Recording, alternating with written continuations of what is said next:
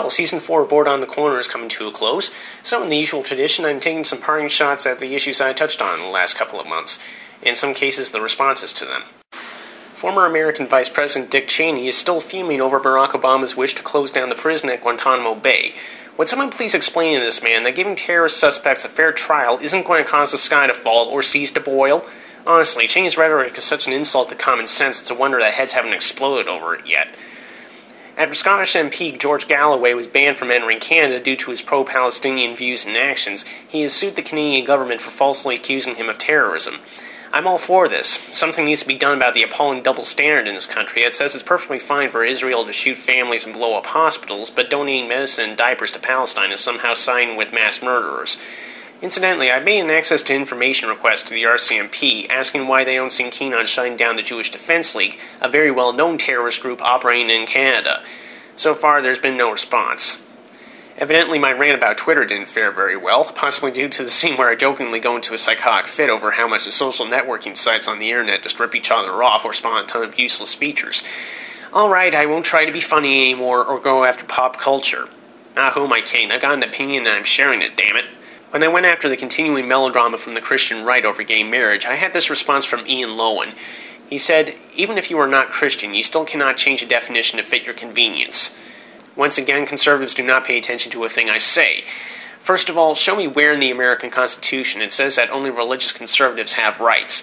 Second, open a history book. The definition of marriage has already changed a lot over time. Back in the Stone Age, it was defined as a caveman smashing a woman over the head, dragging her to his home, and raping her. More recently, it was just an elaborate business transaction. So stop using this bullshit about gays trying to destroy traditional marriage unless your idea of picking up women involves carrying a club. Speaking of gay marriage, I withdraw my sympathy for Carrie Prejean, aka Miss California. I previously stood up for her after she got dragged through the mud by PEREZ HILTON over her views on same-sex marriage. I originally respected that she supposedly supported the choice, if not the philosophy itself. Too bad she later turned around and said on national television that it shouldn't be around at all. In more recent news, with the recession in such dire shape that Canadians from coast to coast are screaming at Ottawa to fix our pathetic employment insurance system, or do anything besides waste millions of dollars on pet projects, all we get from Emperor Stephen Harper are weak excuses and ads on TV that go after Liberal leader Michael Ignatieff for having lived outside of Canada for over 30 years. So let me get this straight. A private citizen spending much of his adult life abroad is somehow a travesty, yet wasting time and public money on things that the people of this country hate and don't need is good leadership? Get the fuck out of town. Finally, I got some pretty hostile comments, all from one person, when I attacked the Oxford Police's handling of Tory Stafford's abduction and murder. In a nutshell, I was screamed at publicly for having such a strong opinion and allegedly not doing anything direct to help search for the girl when she was believed to be alive. First of all, I don't recall it ever being said that I have to proclaim myself to be directly involved in a hot-button issue in order to have a point of view. Canada, at the moment, still has freedom of speech.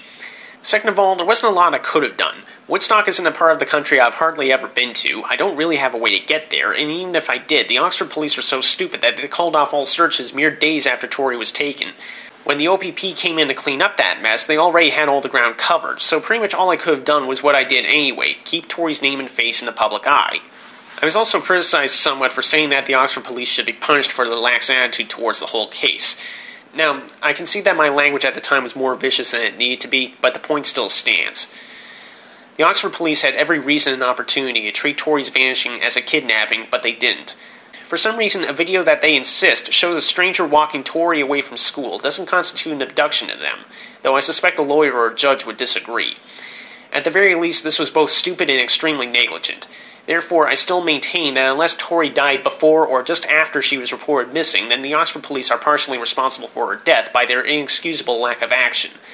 They are not only expected to, but paid to, protect the public from these sort of crimes, and they dropped the ball for seemingly no good reason. If the officers in question are not willing or able to use some judgment and do their jobs, then they should find another line of work. The good news about all this is that I'm not the only one having these thoughts.